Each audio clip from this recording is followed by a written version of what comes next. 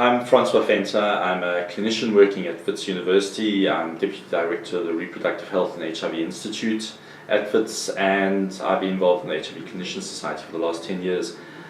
I wanted to talk about an area which I think is fast evolving in HIV and which would probably interest most healthcare workers, but particularly those people involved in HIV, which is the issue of HIV post-exposure prophylaxis and just some new things which are coming out. WHO is busy at the moment, as of when we're filming this, which is September 2014, finalizing its final guidelines on post-exposure prophylaxis for the whole of the world. The Southern African Clinician Society ones were last released in 2008. We're currently updating them and hoping to have them ready by the end of 2014.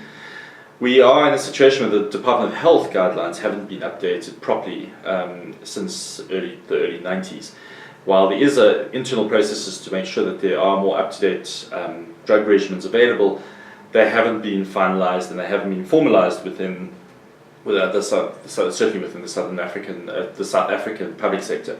Even in the private sector, people often get recommendations which are extremely outdated, even drugs which are not even available anymore. So the stuff that's really changed in the last couple of years is two things. The first thing is, I think we've realized that we're not going to get better evidence than we have. You're never going to get evidence that 2 drugs is better than 3 drugs after a needle stick or after sexual exposure. We're not going to get the kind of good evidence that we want about what kind of transmission is arrested. And what's kind of coming out of this is firstly an amalgamation of all transmissions. So I think we're stopping the kind of occupational versus non-occupational dichotomy because we recognize the fact that there are sexual exposures which are actually higher risk than even a needle stick. And once you start grouping them all together, the principles are quite simple and they're quite the same. As you kind of say, am I going to give this person ARVs to stop the transmission? What's the monitoring around them? And how long do they need to take them? Now, how long they used to take them was often a function of how long people were able to tolerate them, was a function of the tolerability of the drugs. We have such safe drugs now that's much, much easier than it was. So we don't angst too much anymore about 2 or 3 drugs. We tend to use 3 drugs, right, irrespective of the exposure. The decision point is, are you going to take drugs? If drugs, you're going to take 3.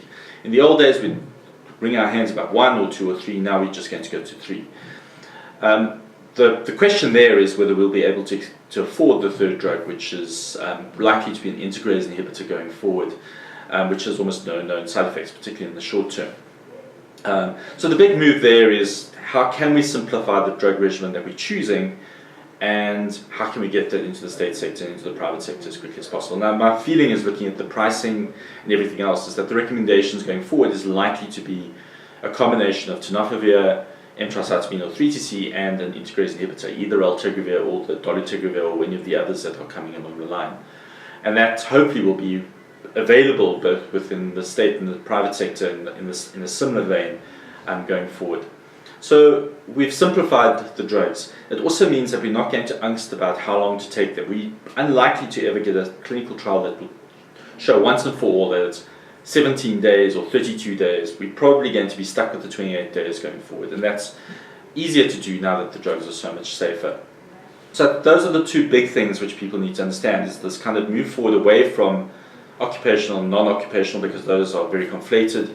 You know, a sex worker whose condom bursts is a kind of an occupational exposure, while somebody who gets bitten on the side of the road by a trauma victim who's doing a resuscitation, who's a medical student, who's also, whether that's occupational, non-occupational, who knows.